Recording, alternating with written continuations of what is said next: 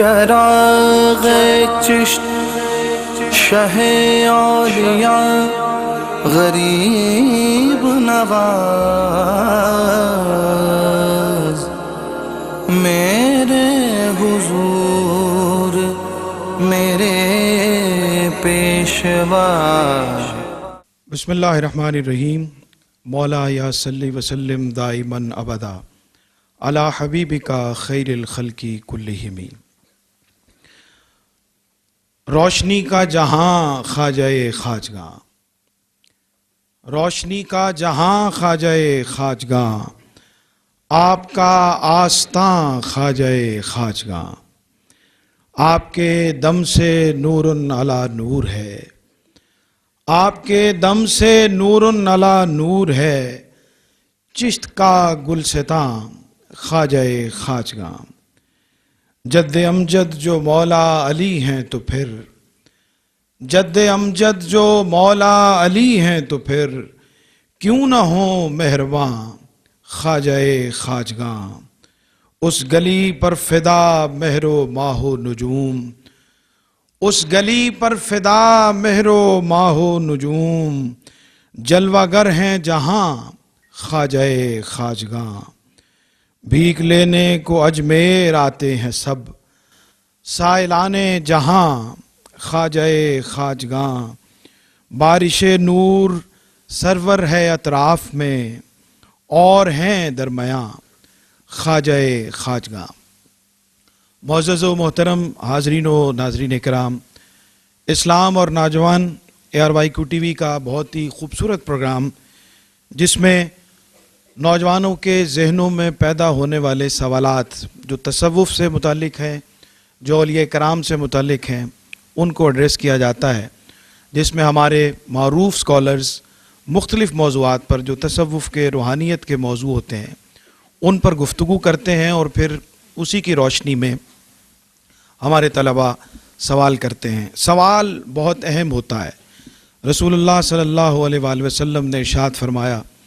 کہ سوال کرنے کی خوبی آدھا علم ہوتا ہے۔ تو ہمارے نوجوانوں کے ذہنوں میں خاص طور پہ تصوف و روحانیت کے حوالے سے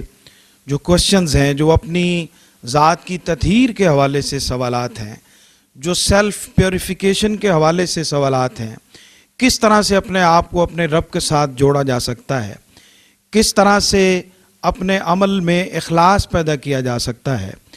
کس طرح سے اپنے عمل سے تمام تر علائشوں کو دور کر کے اس عمل کو اللہ کے لیے خالص کیا جا سکتا ہے، یہ تصوف ہے، یہ روحانیت ہے، اور یہ اس عمل کے اخلاص تک انسان کو لے جاتا ہے جو عمل اس سے سرزد ہوتا ہے۔ کوئی بھی عمل، کوئی بھی اچھا کام، اگر آپ اس میں سے اخلاص کو نکال دیں تو وہ عمل خیر بھی عمل خیر نہیں رہتا۔ تو اللہ والے ان اعمال کو، ہمارے تمام تر امور کی، ہمارے قلب و روح کی نگرانی کرتے ہیں کہ ہمارا عمل خالص ہو جائے۔ تو آج کی جو گفتگو ہے اس کا موضوع بہت اہم ہے، تزکیہ نفس کے حوالے سے جو بنیادی روح ہے تصوف کی۔ اور ہماری خوش بختی ہے کہ جناب ڈاکٹر شعیب عارف صاحب، assistant professor university of Gujarat, آپ تشریف فرمائیں اور ہماری رہنمائی فرمائیں گے اسلام اور نوجوان میں۔ آج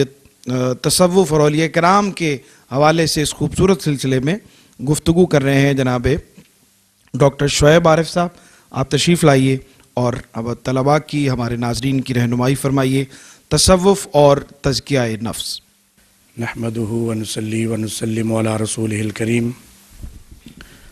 اما بعد فاعوذ باللہ من الشیطان الرجیم، بسم اللہ الرحمن الرحیم۔ قد افلح من تزکاہا، صدق اللہ العظیم۔ اللہم صلی علی سیدنا و مولانا محمد وعلی آل سیدنا و مولانا محمد واصحاب سیدنا و مولانا محمد وبارک وسلم علیہ۔ میرے نہایت ہی واجب القدر ناظرین و سامعین، آج ہم ARYQ TV کے ایک بہت ہی اہم پروگرام اسلام اور نوجوان کے اندر حاضر ہیں، اور خواجہ خواجگاں حضرت خواجہ معین الدین چشتی اجمیری آپ کی نسبت سے آج جو موضوع جس پر یہاں گفتگو ہوگی وہ تصوف اور تزکیہ نفس کے حوالے سے ہے کہ وہ راستہ جس پر چل کر اللہ کے یہ نیک لوگ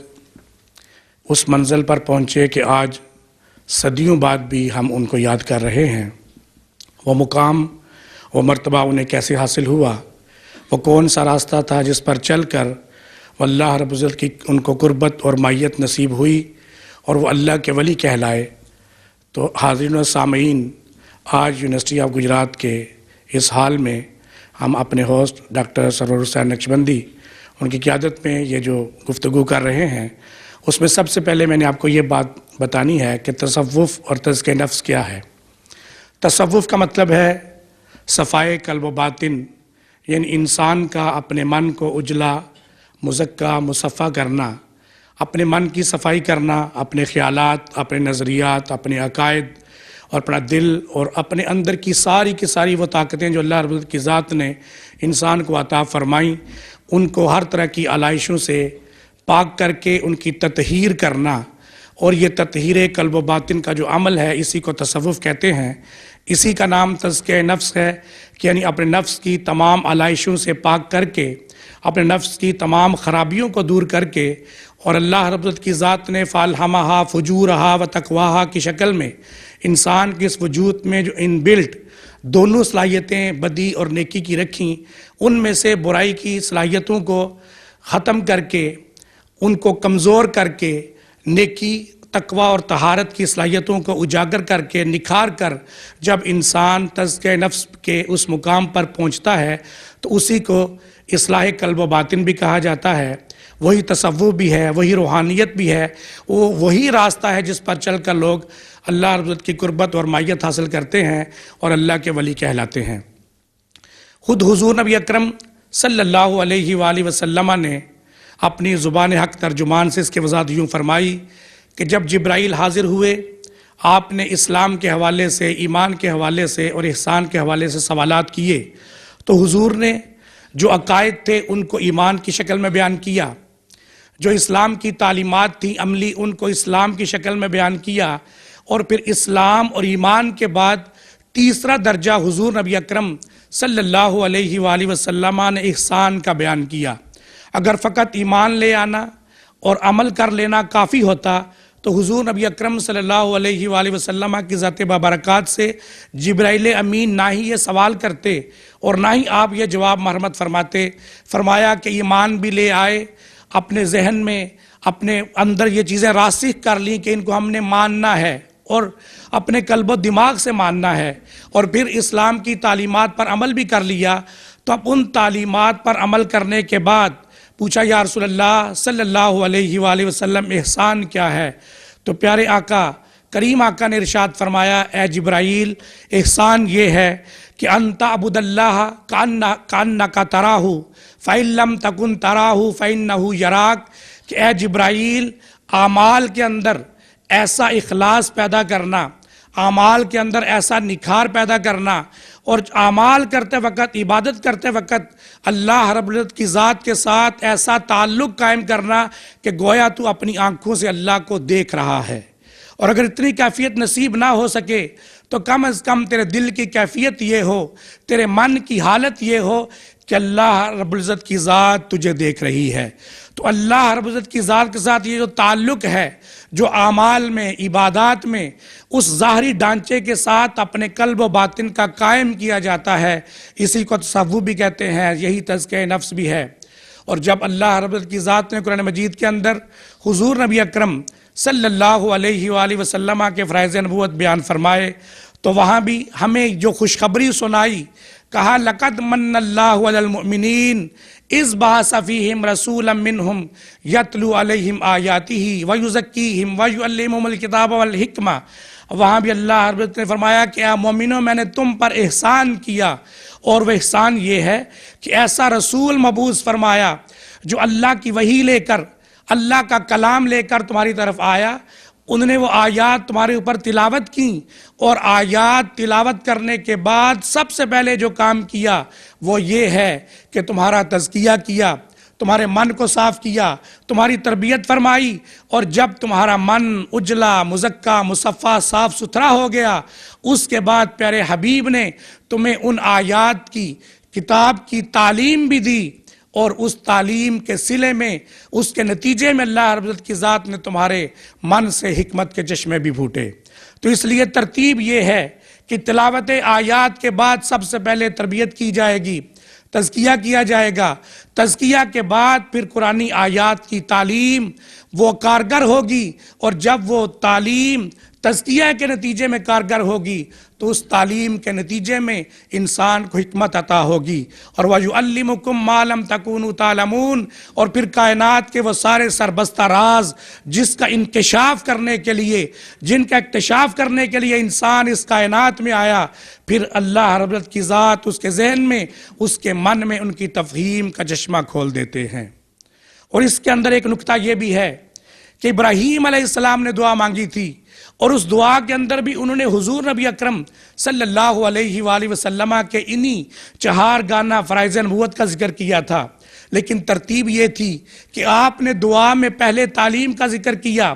پھر تزکیہ کا ذکر فرمایا۔ اللہ رب العزت نے جب ہمیں خوشخبری سنائی تو فرمایا کما ارسلنا فیکم رسولا منکم یتلو علیکم آیاتنا ویزکیکم۔ تو اللہ نے ترتیب الٹ کر دی، اس کو درست کر دیا۔ ابراہیم علیہ السلام کی دعا میں پہلے تعلیم، بعد میں تزکیہ تھا، لیکن اس دین اسلام کے اندر تزکیہ کی اہمیت یہ ہے کہ اللہ رب العزت کی ذات نے پیارے محبوب صلی اللہ علیہ وآلہ وسلم کو جب مبعوث فرمایا تو آپ کے ان فرائض نبوت کو بیان کرتے ہوئے تزکیہ کو پہلے لے آئے، تعلیم کو بعد میں، تاکہ پتہ چل جائے کہ تعلیم بھی اس وقت تک اپنا اثر نہیں دکھاتی جب تک انسان کا تزکیہ نہ کیا جائے۔ تو اس لیے عزیز طلبہ اور طالبات، حاضرین و ناظرین و ناظرات، سب سے ضروری چیز یہ ہے کہ انسان کے من کا تزکیہ کیا جائے، اس کا تصفیہ قلب کیا جائے، اس کا تزکیہ باطن کیا جائے۔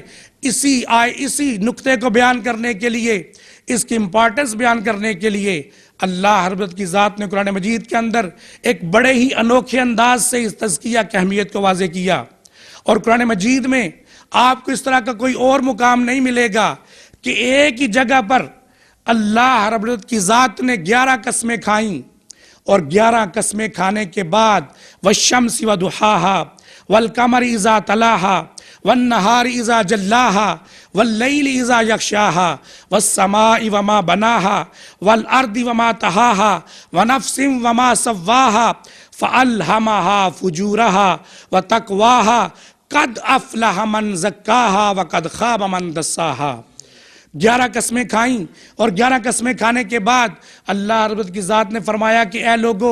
نیکی اور بدی اللہ نے ان بلڈ تمہارے اندر انسٹال کر دی ہے، لیکن تم میں سے کامیاب وہ ہوگا قد افلح من زکاہا، جس نے اپنے من کا تزکیہ کر لیا، جس نے اپنے نفس کو پاک اور صاف کر لیا، جس نے اپنے قلب و باطن کو صاف کر کے اللہ رب العزت کے اس راستے پر چلا کہ اس صفائی کے نتیجے میں، اس قلب و باطن کی اصلاح کے نتیجے میں اللہ رب العزت کی ذات نے اس انسان کو اپنا قرب بھی عطا کیا، اپنی معرفت بھی عطا کی۔ اور تزکیہ کے بعد جب انسان اللہ کا یہ قرب اور معرفت حاصل کر لیتا ہے تو پھر وہ اس مقام پر پہنچتا ہے کہ اسے اللہ کی طرف سے ولایت کے مقام پر فائز فرما دیا جاتا ہے۔ اور خواجہ خواجگاں حضرت معین الدین چشتی اجمیری رحمۃ اللہ تعالیٰ علیہ بھی انہی نفوس قدسیہ میں سے تھے جو اس قلب و باطن کے تزکیہ اور تصفیہ کے راستے سے گزر کر اس مقام پر پہنچے کہ آج بھی ہم انہیں یاد کر رہے ہیں۔ اللہ رب العزت کی ذات ہمارے اس بیٹھنے کو اور اس سننے اور سنانے کو اپنی بارگاہ میں قبول فرمائیں۔ وما علینا الا البلاغ المبین۔ بہت شکریہ جناب ڈاکٹر شعیب عارف صاحب، بہت خوبصورت انداز سے آپ نے رہنمائی فرمائی اور تزکیہ نفس کے مدارج اور کس طرح سے انسان اپنا تزکیہ نفس کر سکتا ہے اور کس طرح سے پیوریفائی کر سکتا ہے اپنے آپ کو، اس حوالے سے آپ نے بہت مختصر وقت میں رہنمائی فرمائی۔ طلباء سے سوال لے لیتے ہیں، جو بھی سوال کرنا چاہتے ہیں پلیز ذرا۔ السلام علیکم سر، میرا آپ سے سوال یہ ہے کہ کیا اولیاء کرام کا تذکرہ قرآن و حدیث میں بھی ہے؟ ٹھیک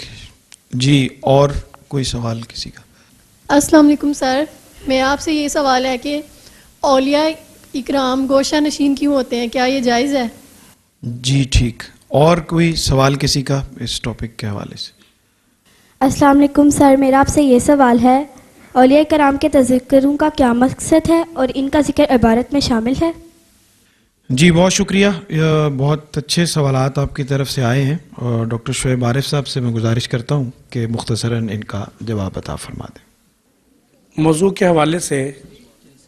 جو سب سے پہلا سوال کیا گیا، بڑا ہی اہم یہ سوال ہے کہ کیا اولیاء کاملین کا تذکرہ قرآن و حدیث کے اندر موجود ہے؟ تو اس کا مختصر جواب تو یہ ہے کہ جی بالکل، قرآن و حدیث کے اندر اللہ کے جو نیک بندے اور اس کے اولیاء کاملین ہیں ان کا بڑا وسیع تذکرہ موجود ہے۔ مثال کے طور پر میں چند قرآن مجید کے مقامات اور احادیث ذکر کر دیتا ہوں۔ ایک تو یہ ہے کہ اللہ کے انبیاء کا ذکر کرنا، وہ تو تواتر کے ساتھ قرآن مجید میں موجود ہے، 26 انبیاء کا ذکر ان کے نام کے ساتھ آیا۔ لیکن انبیاء کے علاوہ بھی جو ان کی امتوں کے اندر نیک لوگ ہوئے، جو اللہ کے اولیاء کاملین اور عارفین تھے، ان کا ذکر بھی قرآن مجید کے اندر موجود ہے، بلکہ اللہ رب العزت کی ذات نے ان کا ذکر کرنے کا ہمیں حکم بھی ارشاد فرمایا۔ بسم اللہ الرحمن الرحیم، وَاذْكُرْ فِي الْكِتَابِ مَرْيَمَ اِذِ انتَبَذَتْ مِنْ أَهْلِهَا مَكَانًا شَرْقِيًّا۔ اب مریم سلام اللہ علیہا یہ نبیہ نہیں ہیں، یہ ولیہ ہیں، تو اللہ نے ان کا ذکر کرنے کا حکم ارشاد فرمایا کہ اس کتاب کے اندر مریم کا بھی ذکر کرو۔ اس طرح قرآن مجید کے اندر اللہ رب العزت کی ذات نے اولیاء کی صفات بیان فرمائیں، ان کے تذکرے کیے۔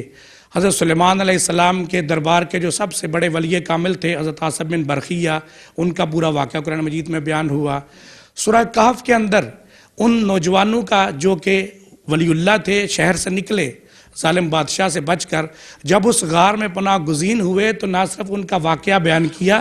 بلکہ اللہ رب العزت کی ذات نے ان کی وجہ سے جو معجزات رونما ہوئے ان کا ذکر بھی کیا، اور جو کتا ان کے ساتھ غار کے دہانے پر بیٹھا تھا اس کا ذکر بھی قرآن مجید کے اندر کیا۔ تو اس طرح قرآن مجید کے اندر اللہ رب العزت کی ذات کی یہ سنت ہے کہ اس نے اپنے دوستوں کا، اپنے اولیاء کا ذکر بھی کیا اور ہمیں ان کا ذکر خیر کرنے کا حکم بھی ارشاد فرمایا۔ احادیث تو بڑی پڑی ہیں جس کے اندر حضور نبی اکرم صلی اللہ علیہ وآلہ وسلم نے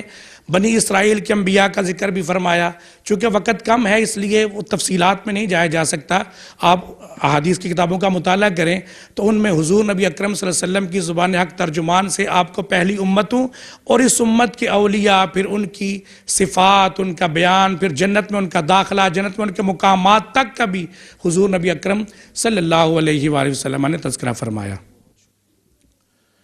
دوسرا سوال جو آپ نے کیا وہ بھی بہت اہم ہے، گوشہ نشینی کے حوالے سے، کہ کیا گوشہ نشینی اختیار کرنا جائز ہے؟ گوشہ نشینی اختیار کرنا نہ صرف یہ کہ جائز ہے بلکہ یہ رسول اللہ صلی اللہ علیہ وآلہ وسلم کی سنت بھی ہے۔ اللہ کی ذات نے قرآن مجید کے اندر موسیٰ علیہ السلام کا ذکر کیا کہ کوہ طور پر ان کو بلایا، 30 دن تک وہ اس کوہ طور پر اعتکاف میں گوشہ نشین رہے، اور اللہ نے خود حکم فرمایا کہ 10 دن اور لگا کر 40 دن مکمل کرو۔ حضور خود غار حرا میں تشریف لے جاتے اور بعض اوقات 40 دن تک آپ وہاں اعتکاف بیٹھتے، گوشہ نشین رہتے، خلوت گزین رہتے۔ مقصد اس کا یہ تھا کہ خالق کے ساتھ تعلق قائم کرنے کے لیے مخلوق سے کٹ کر پوری طرح یکسوئی کے ساتھ اللہ رب العزت کی عبادت کی جائے، اس کی معرفت حاصل کی جائے، اور ہر طرح کے وسوسوں اور خیالات سے بچ کر فقط اللہ کی ذات کے ساتھ لو لگانے کے لیے یہ گوشہ نشینی اختیار کی جائے۔ یہ امت کے اولیاء نے بھی اس پر عمل کیا۔ تیسرا سوال بھی بہت اہم ہے جس میں یہ پوچھا گیا کہ کیا اولیاء کا تذکرہ کرنا اس کا کوئی مقصد بھی ہے اور کیا یہ کرنا عبادت ہے؟ جی بالکل، اولیاء کا تذکرہ اس لیے کیا جاتا ہے، اور اللہ رب العزت کی ذات نے بھی اس کی وجہ یہی بیان فرمائی ہے کہ ان کے ذریعے سے میں اللہ کی یاد حاصل ہو، کیونکہ وہ اللہ کو یاد کرتے ہیں، وہ اللہ کے محبوب ہیں، اللہ کے اولیاء ہیں، تو چونکہ وہ اللہ کے ساتھ متعلق اور واصل ہیں، جب ہم ان کا ذکر کریں گے تو ہمیں بھی اس کا فیض نصیب ہوگا۔ اور دوسرا سوال کا جز جو تھا کہ کیا یہ عبادت ہے؟ جی بالکل، جب آپ اس تذکرہ کو اس انداز سے کریں کہ اللہ نے اپنے ان محبوب بندوں کا ذکر قرآن مجید میں فرمایا، تو اب قرآن مجید کی تلاوت کرنا عبادت بھی ہے، ثواب کا کام بھی ہے۔ تو جب قرآن مجید کی اس صورت میں ان اولیاء کا تذکرہ کیا جائے گا، اللہ کے کاملین کا، تو یہ عبادت کا کام بھی ہے اور یہ ثواب بھی ہے۔ جزاک اللہ خیرہ۔ بہت شکریہ جناب ڈاکٹر شعیب عارف صاحب، آپ کی رہنمائی کا، اور بہت خوبصورت گفتگو آج کے اس ٹاپک کے حوالے سے ہوئی۔ ناظرین کرام، اسلام اور نوجوان ARYQ TV کا یہ خصوصی پروگرام جو آج یونیورسٹی آف گجرات میں انعقاد پذیر ہے، آپ سب کا بہت شکریہ کہ آپ تشریف فرما رہے، اور میزبان ڈاکٹر سرور حسین نقشبندی کو اجازت دیجیے، انشاءاللہ آپ سے پھر اگلے پروگرام میں ملاقات ہوگی۔ چراغ چشت شہ اولیاء غریب نواز، میرے حضور میرے پیشوا